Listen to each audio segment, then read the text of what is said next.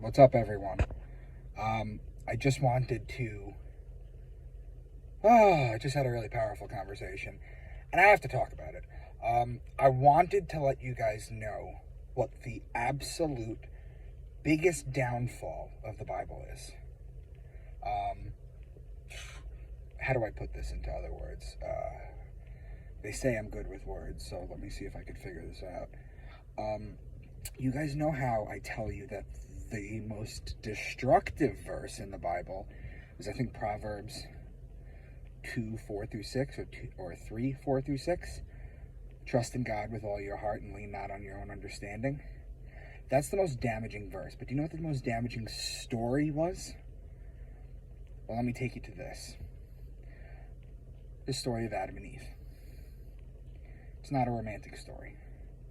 I'm not even going to talk about the fact that Eve wasn't the first woman.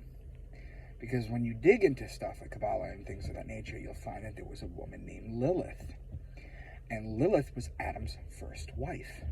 And what was so interesting about her is she refused to submit to him.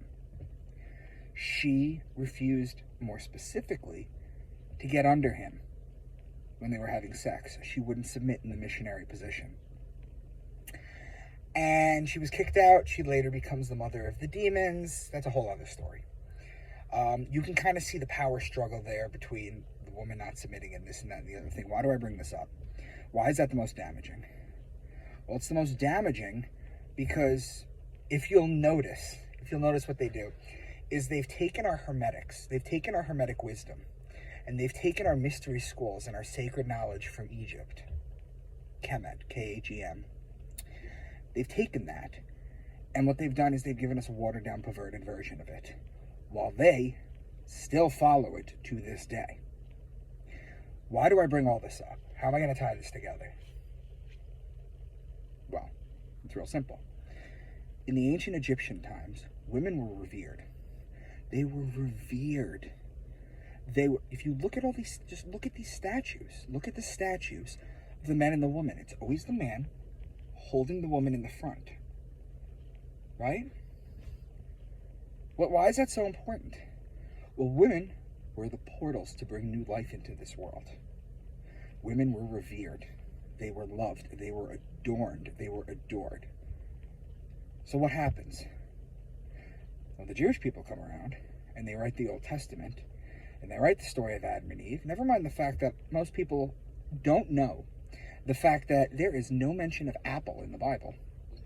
In fact, because the Bible draws on all sorts of different wisdoms, including stuff from the East, like the Kundalini, the serpent around the staff, that kind of thing, the Eastern influence on the Bible, you have, for example, Buddha under the fig tree becoming enlightened. Some people say it's a fig. You got to look at the fruits that grow in that area and that grew in that area at the time. But that's irrelevant. The Egyptians revered women. They had ancient Kemetic wisdom. They had Hermes. They had all that. And then the Jews come around and give you a watered-down version and tell you that the woman is the cause of all sin in the world. And suddenly giving birth is not a miraculous, insane thing that women do. It's a punishment for a deception. See, they tease the deception with Lilith, right? Where they show you that at first she doesn't really want to submit, so they bring Eve in who submits but then tricks Adam. They build it up. And Adam and Eve is the most damaging story in the Bible because what it's done is it's taken society and humanity away from worshiping the divine feminine. And almost all problems in the world can be traced to that.